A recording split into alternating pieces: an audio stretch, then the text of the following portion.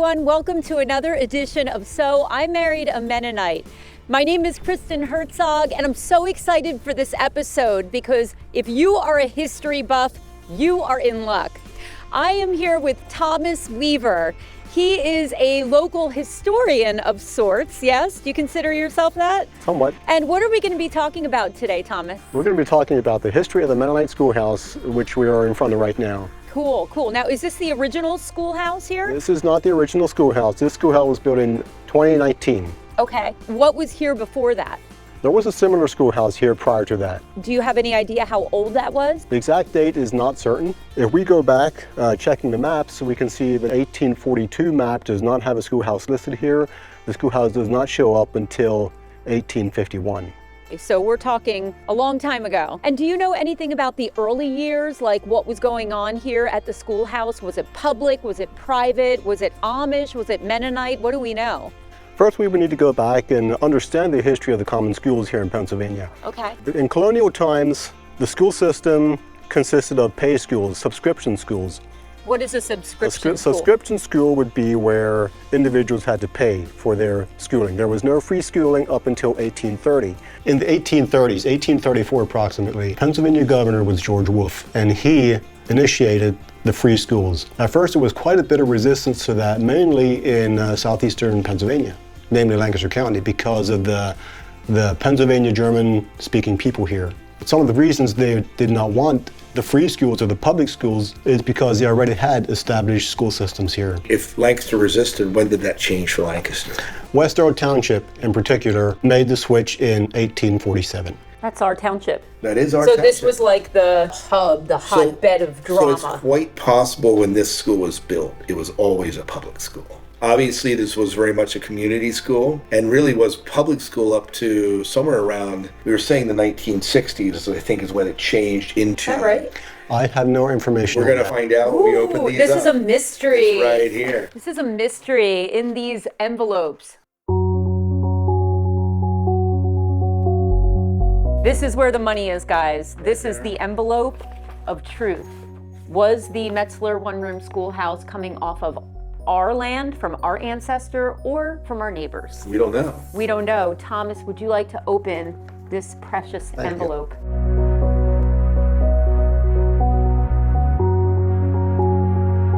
Oh my, this is like next level now. They paid $100 for it? Yep. Can't get land for that anymore. $100 for that piece of land? Holy cow.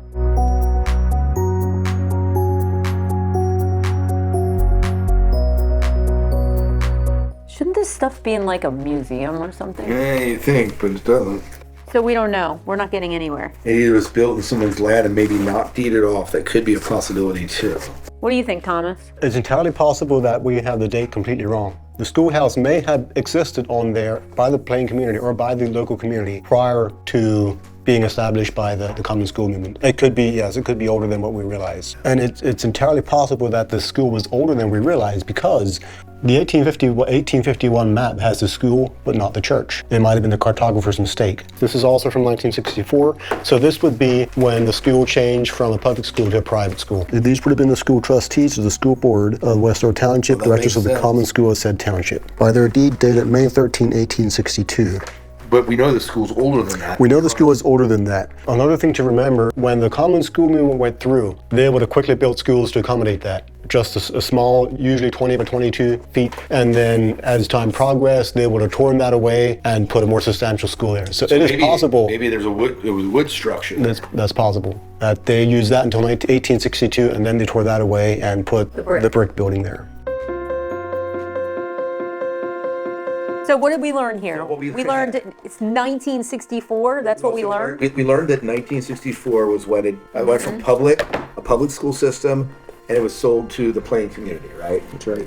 And we know that 100 years prior, about 1864, there seemed to be a deed for a stone structure, right? A brick structure. I'm sorry, a brick structure. The bricks of which we looked at earlier. Prior to that, our current running theory, with again no proof, but that it was probably a wood structure that was probably built until a permanent structure was built in its place, which would have been the brick. And they would do that because when the public school system went through, they quickly tried to put up these schoolhouses, and it would have made sense to, the quickest way to do it would have been wood. Right? So that is our current theory as to how this schoolhouse came about. So Thomas, what are we standing in front of right here? This is the original bell tower from the Metzler Schoolhouse. The bell is a replacement. The original bell is on the new schoolhouse. I see. Okay. So this part is original, this part is not. That is right. Okay, very cool. I remember how happy Scott was when we got this sucker and he put all of the bricks around it. Tell me a little bit about the bricks here. These bricks are actually really old, probably from the 1840s. The original schoolhouse walls were very wide. They would have, their brick structure was like this. Let me see if I can replicate that. I'll have to do it here. I'm sad, these bricks are like falling apart. This one's falling apart.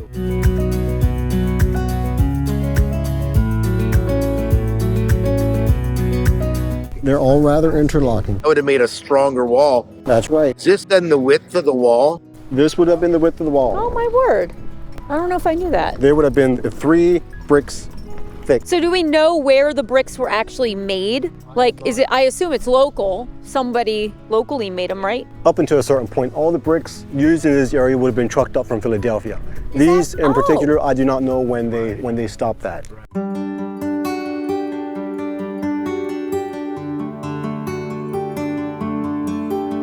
I went to school pretty much through the 1990s. What are some of the memories you have going and attending that school?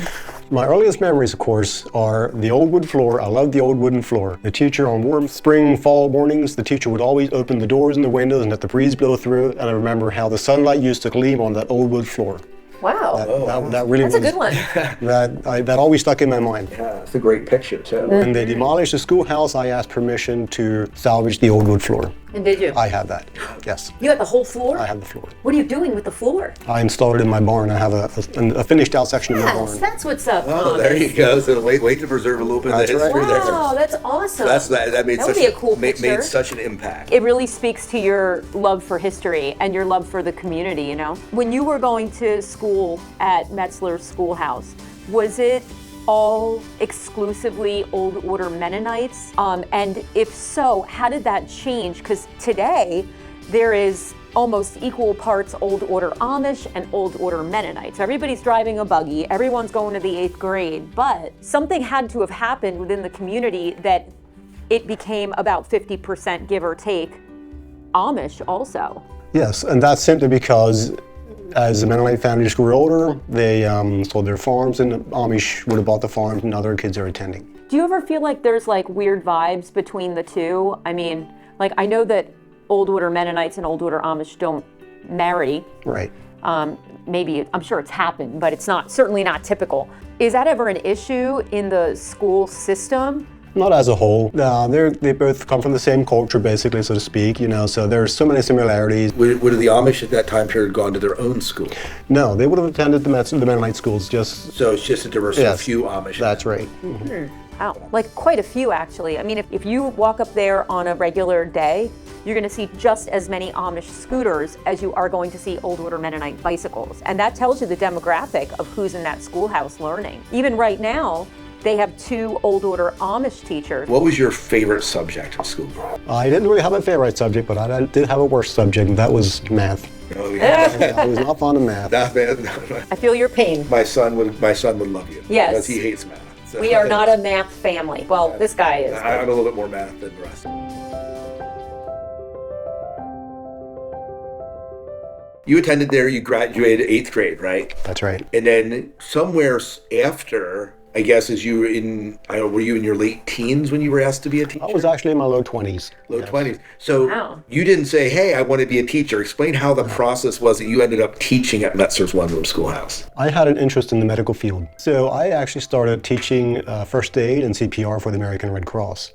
That's what's up. So I would go That's around. awesome. I would go around to the little Mennonite and Amish schools and offer my services, volunteer a day, spending teaching basic first aid and CPR to the students. That's awesome. Good. And as that progressed, I came around to Metzler School, and they said, "Hey, here's we're looking for a teacher. Here's a guy who doesn't mind getting into the classrooms." And like, "Hey, would you like to teach?" And I was like, "Well, I thought about it a little bit, but I did give my consent." But you didn't have any training at all? I had no training.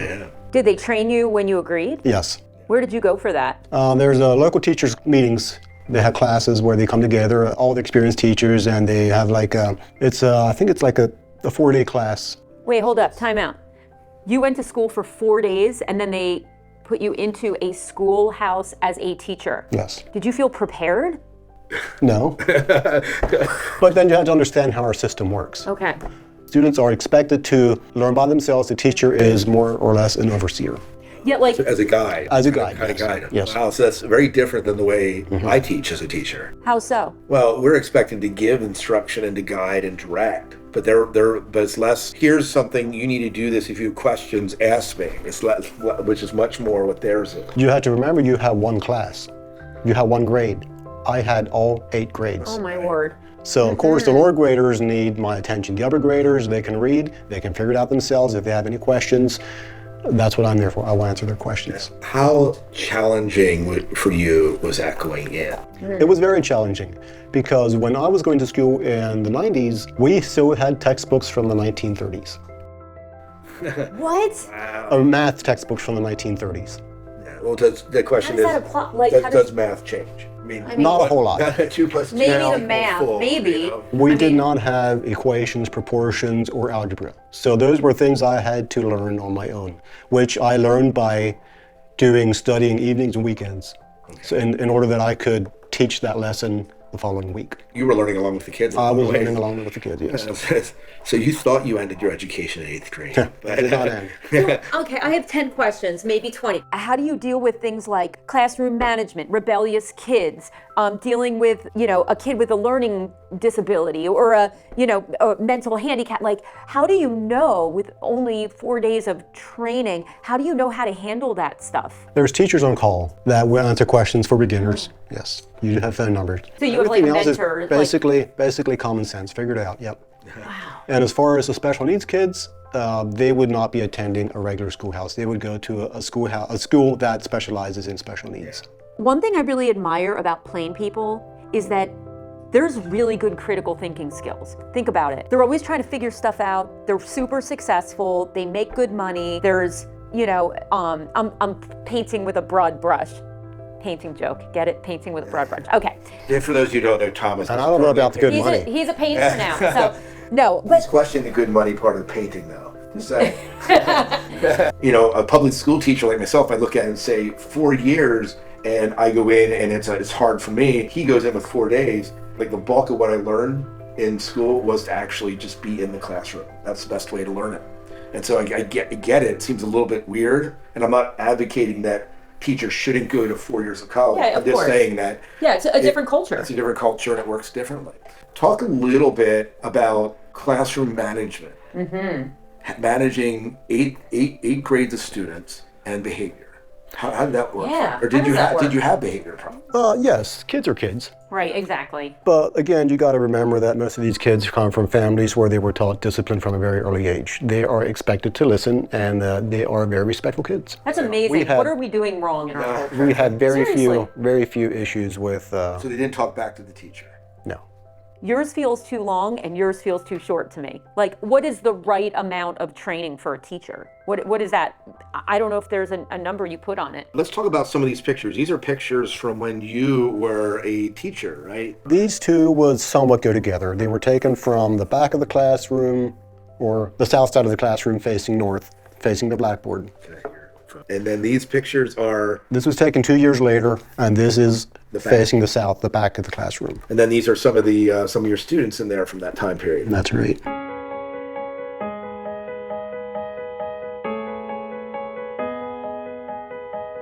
One of the things that surprised me when I walked into Metzler Schoolhouse about a year ago, there is some technology. I mean, there was a microwave in the back, there was word processor.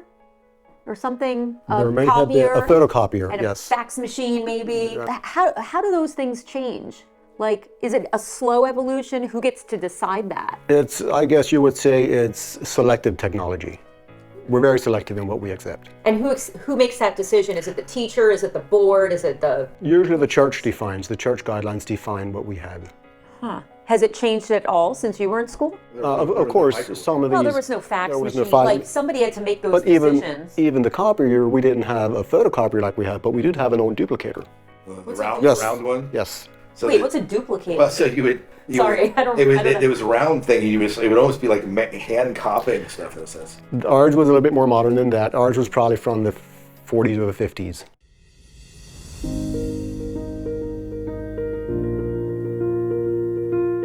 This is an inkwell.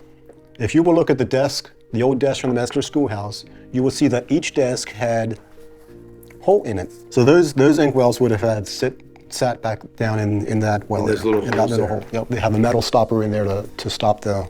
Now, when you were teaching, they weren't using No. music. So I took up the original floor, or the old floor from the old schoolhouse, and as I was removing the old floor and the crawl space underneath, I found this inkwell. Right, so this is... And Still has the ink in it, right? Right, ink. Let's talk about some of the books. These are school books, right? These are school books. Most of these are from the 1860s. 1860s, so they would go. Back in that time, most of the pupils brought their own books along. So here we have... So are you saying that students had to provide their own books for school? For the most part, they provided their own books for school. Well, you know, you think about it, back then, books were not a dime a dozen. Like, you probably really wanted to take care of it. This one's called Normal Mental Arithmetic. Okay. And I chose this one to bring this one along because it illustrates what they thought about their books. This one was illustrated by William C. Seibert. Yeah, and just Wow. look at the care they did by signing their books. Wow. William Seibert attended school at Fairview up in Warwick Township. This one was from 1869. This was a penmanship book. Oh. And if you looked at those deeds and the penmanship in those deeds, people were trained for good penmanship. Now this is pretty poor. This was one of his earlier years, but I brought this along because of the pictures that he drew in the back. So he was kind of bored. Oh, wow. He was probably bored, and the next one he added color. That's kind of a fancy lady he was drawing. Huh? 1869. Look at that fancy dress. That's not too Mennonite. What was he thinking about in school? He was not Mennonite. There you go. Although some of the older photos of Mennonites back then, I have some pictures of my Mennonite ancestors that were very fancy until they joined the church. Yeah. And then they I was along with that. Hey babe, these books, were these used at the Metzler school during that time period? This one and this one would have been. This is Lizzie Metzler's. Okay, now I'd like to see that one. Yeah, now right. I'll show So this is a penmanship book. Yeah, so Lizzie Metzler, so this would have been in the 1860s and 70s.